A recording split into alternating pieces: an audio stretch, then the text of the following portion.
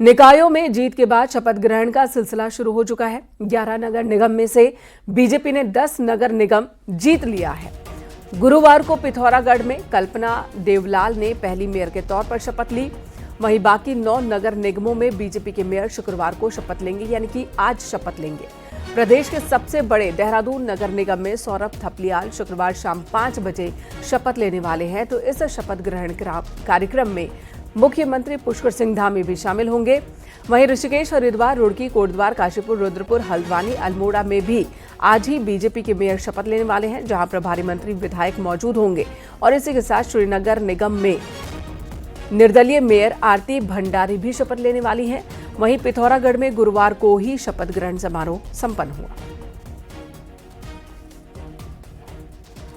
दीपांकर भट्ट हमारे सहयोगी देहरादून से हमारे साथ जुड़ चुके हैं। दीपांकर, शाम 5 बजे शपथ ग्रहण होना है। मेयर का सबसे बड़ा नगर निगम है देहरादून, सीएम धामी भी यहां पर मौजूद होंगे और बीजेपी के लिए वाकई बहुत उत्साह वाला ये दिन है, जहां पर 1-2 नहीं बल्कि 11 में से 10 तो बीजेपी के ही मेयर हैं। क्योंकि 25 तारीख को नतीजे आए थे और तब इंतजार था कि शपथ कब होगी। तो पिथौरागढ़ नगर निगम में कल शपथ ली थी मेयर ने और आज 10 नगर निगम, जिनमें श्रीनगर निर्दलीय, बाकी 9 नगर निगमों में बीजेपी के मेयर शपथ लेंगे। और सबसे बड़ा कार्यक्रम देहरादून में है, जहां पर मेयर पद के लिए सौरभ थपलियाल शपथ लेंगे और मुख्यमंत्री पुष्कर सिंह धामी यहाँ पर मौजूद रहेंगे। बाकी जगहों पर प्रभारी मंत्री और विधायकों को मौजूद रहने को कहा गया है। और जाहिर सी बात है कि निकाय चुनाव 100 शहरों में हुआ था, जिसमें 11 नगर निगम 10 बीजेपी जीती है। तो कांग्रेस के लिए यहाँ पर कोई भी उत्साह का अच्छा मौका नहीं था। तो बीजेपी इसको एक बड़े इवेंट के तौर पर पेश करना चाहती है कि शहरों के लोगों ने उनको चुना है और आज से अब शहर की सरकारें काम करेंगी। जितने भी बड़े शहर हैं, नगर निगम जो है, वहां पर जो भी काम पिछले 1 साल से पेंडिंग पड़े हैं मेयर के न होने की वजह से, वहां पर उसको काम में रफ्तार आएगी। तो बीजेपी का आज बड़ा दिन बीजेपी के लिए, और बीजेपी अब उम्मीद करेगी कि आगे पंचायत चुनाव, दूसरे चुनाव, उसमें एक अच्छा रिजल्ट उन्हें मिले।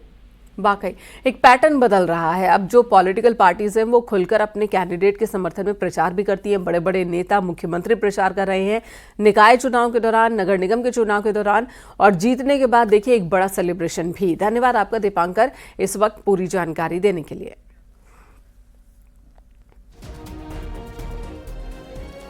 उत्तराखंड के मुख्यमंत्री पुष्कर सिंह धामी ने गुरुवार को खटीमा वो पहुंचे थे, जहां पर उन्होंने जनता दरबार के दौरान लोगों की समस्याएं सुनी और मौके पर अधिकारियों को समस्याओं के निपटारे के आदेश दिए हैं। सीएम धामी ने लोगों की समस्याओं को सुना, अधिकारी भी अलर्ट दिखे और लोगों की समस्याओं का तुरंत समाधान भी हुआ, जबकि कई समस्याएं ऐसी भी रहीं जिनके समाधान के लिए अधिकारियों को सीएम धामी ने निर्देशित किया।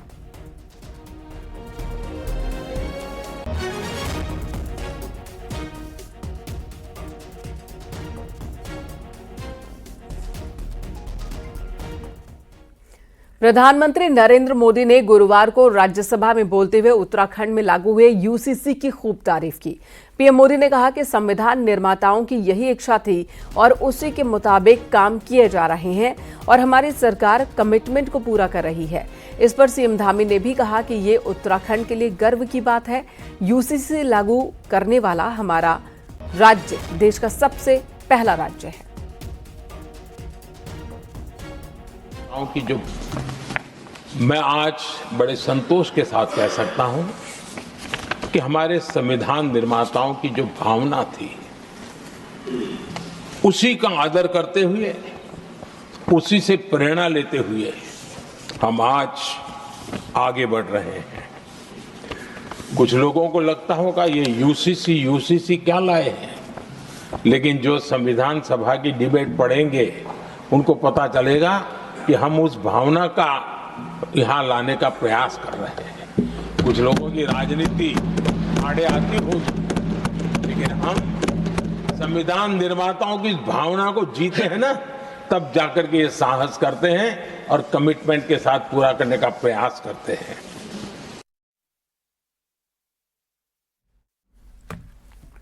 यूपी के मुख्यमंत्री योगी आदित्यनाथ गुरुवार को उत्तराखंड के दौरे पर पहुंचे। यहां पौड़ी के यमकेश्वर में सीएम योगी कई कार्यक्रमों में शामिल हुए। सीएम पुष्कर सिंह धामी की उन्होंने जमकर तारीफ की।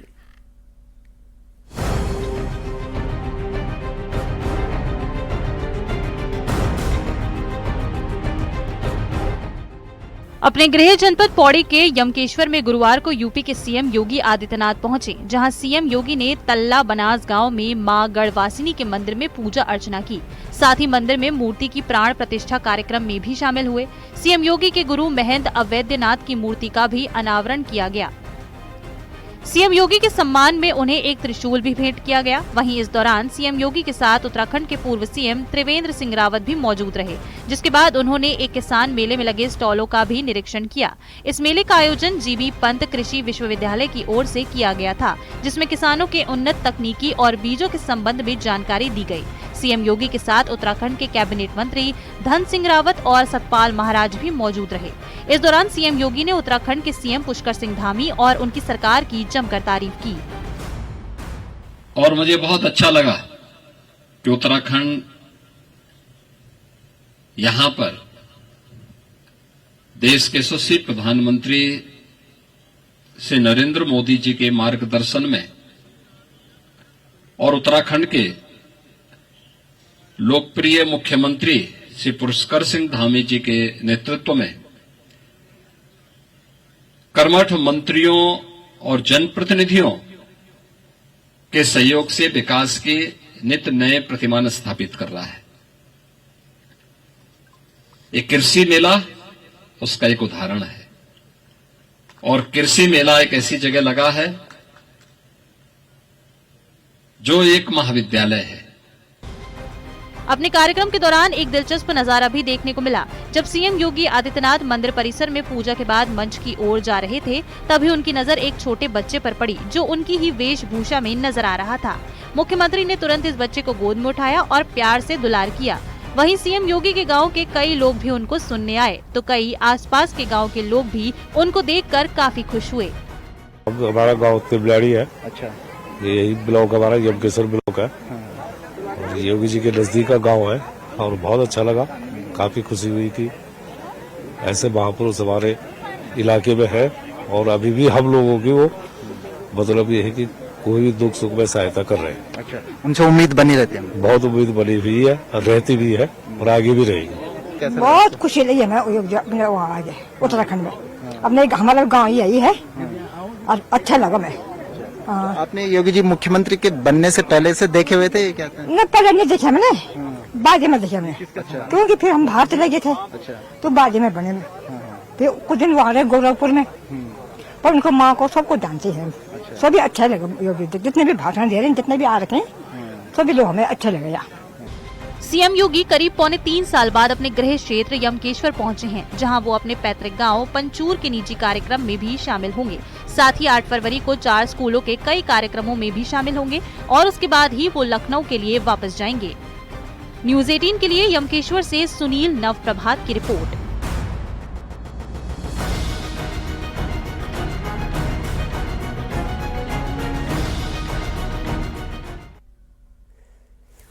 और अपने गांव पहुंचे सीएम योगी आदित्यनाथ का जोरदार स्वागत किया गया। सीएम योगी को अपने पास देखकर महिलाएं बहुत खुश दिखीं और कहा कि उन्हें गर्व है कि उनके गांव के योगी जी इतने बड़े पद पर विराजमान हैं।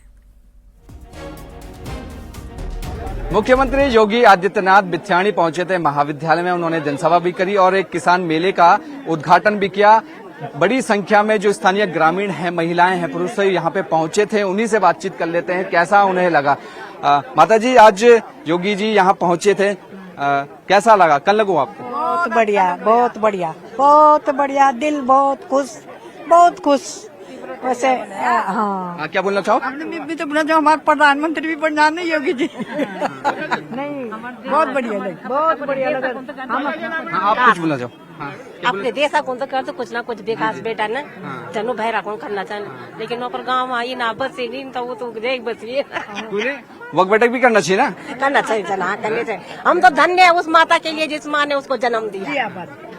नहीं, धन्य है वो माँ जिस माँ ने ऐसे बेटे को जन्म दिया। आप कुछ बोलना चाह रहे हैं? ख्याल योगी जी? हाँ, बहुत अच्छे बेटा, बहुत अच्छा। हमने भी दर्शन कर लिया, टीवी में तो देखा ही था, आज खुद भी देख लिया। यहाँ से हमारे पड़ोस के ही जी आप हम लोग के गाँव हमारे पड़ोस के ही है नहीं तो हम तो आते जाते रहते हैं, दूर नहीं है पर लेकिन पहली बार देखा अपन? हाँ पहली बार टीवी में तो रोज ही दिखता, लेकिन सामने में आज ही रहा है, आज ही हम भी बहुत खुश हुए कि हमारे क्षेत्र में भी कोई आदमी तो बड़ो वो है पंच को सामने देखा तो बेहद खुशी सबके चेहरे पे झलक रही है। अनुपम भारद्वाज, न्यूज 18 यमकेश्वर बिट्याणी।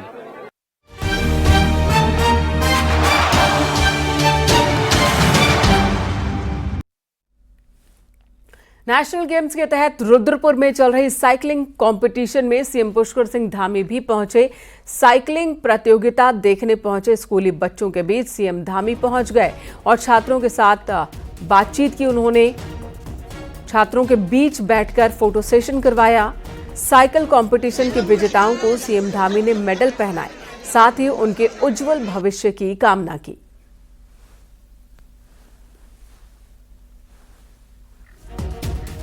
सीएम पुष्कर सिंह धामी गुरुवार को रुद्रपुर में रहे, जहां उन्होंने नेशनल गेम्स में साइकिल कंपटीशन के विजेताओं को मेडल दिया। वहीं ट्रैक पर धामी खुद साइकिल लेकर निकल पड़े और इसके बाद सीएम धामी शूटिंग रेंज भी गए, जहां की व्यवस्थाओं का जायजा लिया। साथ ही उन्होंने खुद भी शूटिंग में हाथ आजमाए। 2 तस्वीरें आपके सामने हैं। इन तस्वीरों में देखिए, नेशनल गेम्स में सीएम धामी जब पहुंच रहे हैं, उत्साह के साथ पहुंच रहे हैं। सिर्फ एक दर्शक के तौर पर नहीं, बल्कि बच्चों का कंपटीशन में हिस्सा ले रहे खिलाड़ियों का उत्साह वर्धन भी कर रहे हैं उनके साथ ट्रैक पर उतरकर, और साथ ही हाथ में बंदूक लेकर निशानेबाजी करते हुए। तो पहली तस्वीर में आप देख रहे हैं सीएम धामी को साइकिल चलाते हुए, जहां पर साइकिल कंपटीशन के विजेताओं को प्राइज देने के लिए वो पहुंचे थे और कंपटीशन को देखा भी। तो दूसरी तस्वीर जहां पर शूटिंग रेंज का उन्होंने जायजा लिया, साथ ही खुद भी शॉट करते दिखे। और नेशनल गेम्स के तहत हो रहे बॉक्सिंग मुकाबलों में उत्तराखंड के बॉक्सर का दबदबा देखने को मिल रहा है। पुरुष वर्ग में सेमीफाइनल मुकाबले में उत्तराखंड के तीनों मुक्केबाजों ने अपने मुकाबले जीतकर फाइनल में जगह बनाई है। हिमांशु सोलंकी, कपिल पोखरिया और नरेंद्र फाइनल का टिकट कटवा चुके हैं और कम से कम सिल्वर मेडल तो अब पक्का हो चुका है राज्य के लिए। वहीं उत्तराखंड की महिला बॉक्सर्स की बात की जाए तो उनका जलवा भी देखने को मिला। निवेदिता कार्के ने जीत हासिल की तो काजल को वॉकओवर मिला। दोनों ही अब फाइनल राउंड में गोल्ड मेडल के लिए लड़ने वाली हैं।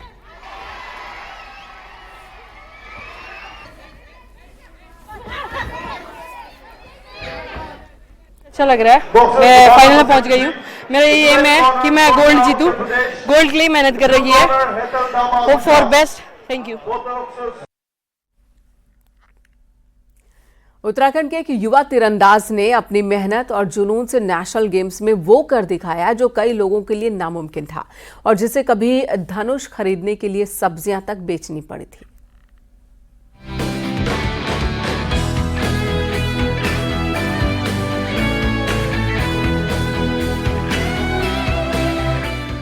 देहरादून के मालदेवता के रहने वाले आदर्श पवार की कहानी किसी फिल्मी कहानी से कम नहीं है।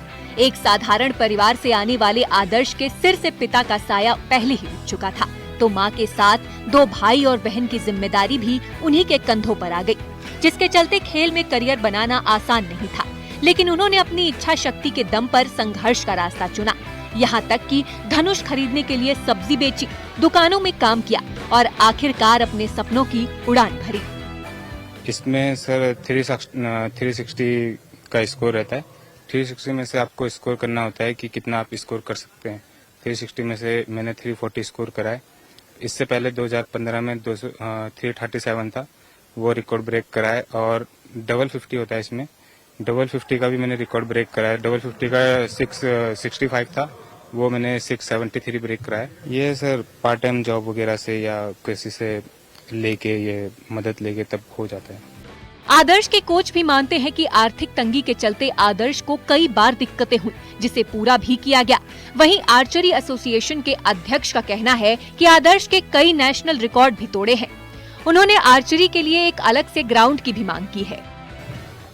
सर ऐसे जब कभी उसको इक्विपमेंट की जरूरत होती है तो बोल देता है कि सर मेरे पास इक्विपमेंट कभी एरो नहीं है या कुछ लिंस वगैरह की, क्योंकि इंडियन है उनका लिंस का और एरो का ज़्यादा प्रॉब्लम रहता है, तो वो हम लोग हेल्प कर देते हैं उसको, जब उसको ज़रूरत होती तो दे देते हैं।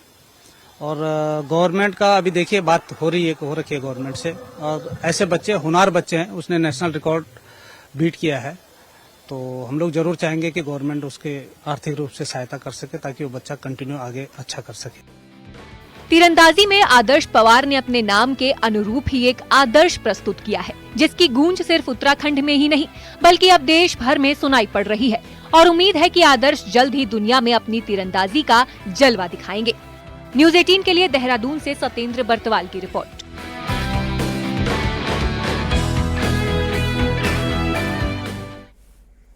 वहीं योगासन की प्रतियोगिताएं अल्मोड़ा में हुई और अब खत्म भी हो चुकी है, लेकिन पहाड़ में अब योग को लेकर युवाओं का सुनहरा भविष्य और ज्यादा साफ दिखने लगा है।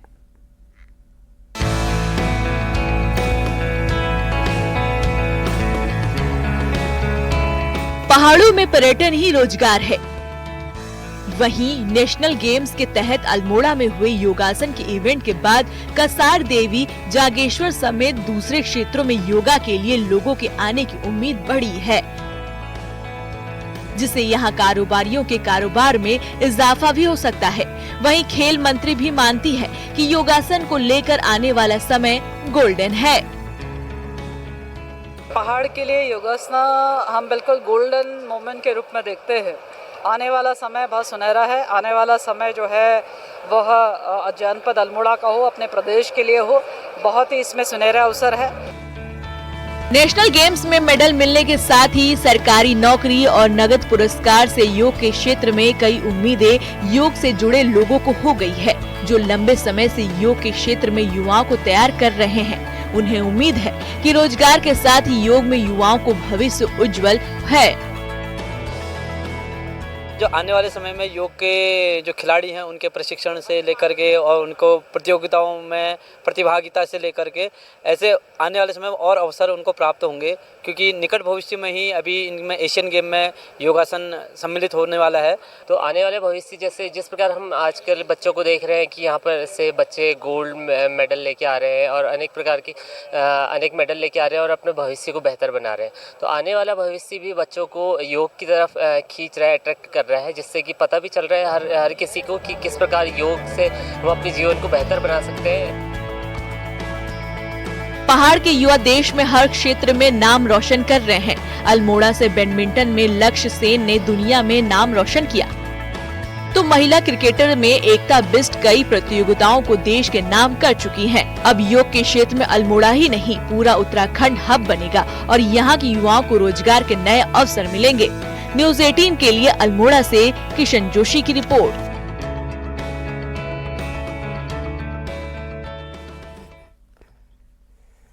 उधम सिंह नगर जिले में 22 साल के मुस्लिम लड़के की एक 23 साल की पहाड़ी लड़की के साथ स्पेशल मैरिज एक्ट के तहत शादी किए जाने की सूचना ने तूल पकड़ लिया।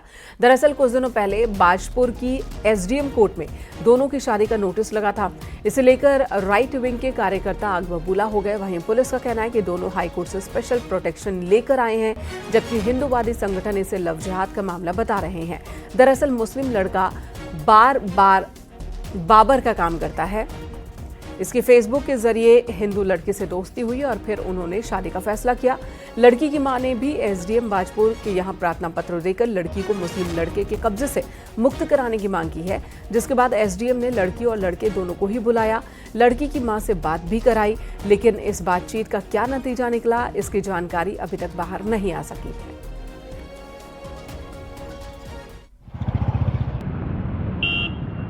इन जो सराउंडिंग अन्य लोग हैं उनका बताना है कि ये लव जिहाद का ही प्रकरण है और कहीं ना कहीं समाज को सचेत रहना पड़ेगा। कोई चलते फिरते मिट्टी के पुतले नहीं है।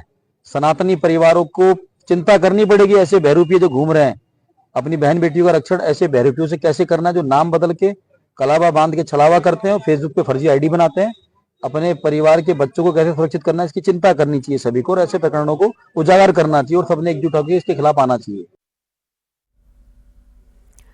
हरिद्वार के लालढांग क्षेत्र में गांव वालों को गुलदार के आतंक से निजात मिल गई है। गुरुवार को वन विभाग की टीम ने चमरिया गांव के पास से गुलदार का रेस्क्यू किया।